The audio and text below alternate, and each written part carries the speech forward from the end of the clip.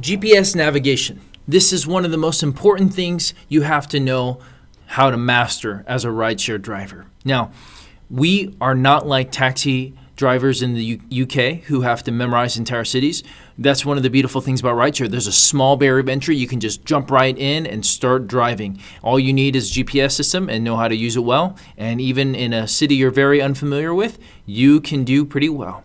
Now, should you know your city? You absolutely should if you want to be an elite driver, because there's going to be things you're going to be able to see and know that the GPS cannot mimic and cannot compete with. So you should learn your city, but until you can, master GPS. And even if you know your city well, you still want to use your GPS. Now, GPS is integrated right into Uber and Lyft. Now, Uber has its own GPS system that's not ideal, but Lyft doesn't. And what you'll do is you want to go to account to set this up, go to settings, navigation, and you can pick your favorite app that you want to use. Okay? The moment you click go after you picked up your passenger, it will open up and send in all the information, which is really nice. You don't have to manually log it in. It'll send it all to Google Maps or Waze. Now, I recommend Google Maps for the most case, and here's one of the biggest reasons why. When you are driving in a place that you're unfamiliar with, especially when you have to go to a big juncture in the highway, Google Maps is super helpful because, as you can see, it will show you at the top middle, there's 5 lanes here. In the middle one is the one you want to take, and you want to veer right a little bit.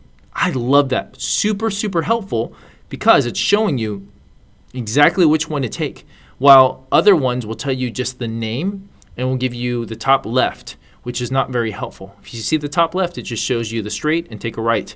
And so this one is really, really helpful when you're looking at different junctures that you're not familiar with. Here's another example. You got to go left. There's 4 lanes. Really, really helpful because taking a wrong turn is one of the worst things you can do. You can redeem it, but it's one of the worst things you can do, and it really frustrates passengers, okay? I would also say that if you were to use Waze, I would only use Waze if things are really busy and you need to track you need to deal with all the different changes of the of construction, or if there's an event going on. Waze is going to be more quick to find that out. Now, what Waze is, for those of you guys who aren't familiar, Waze is a social app.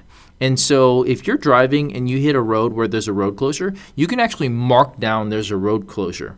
And when you mark that road, that's a road closure, you're able to then immediately goes up onto Waze, and other people are able to see it, and then it will reroute for them. So it's a really, really nice thing. Now, Waze has been bought out by Google, so it's integrated into there, but Waze is going to reroute a lot more, and if you drive Waze, you're contributing to a smarter route, and so it's overall good for drivers. Now, so I recommend Waze when things are crazy and you want to make sure you're rerouting, because Waze will reroute a lot quicker than Google will, even though Google knows some of the same information. In my experience, I think Google lags a little behind. So Waze has been my number one this summer because there's been a lot of construction due to the Super Bowl.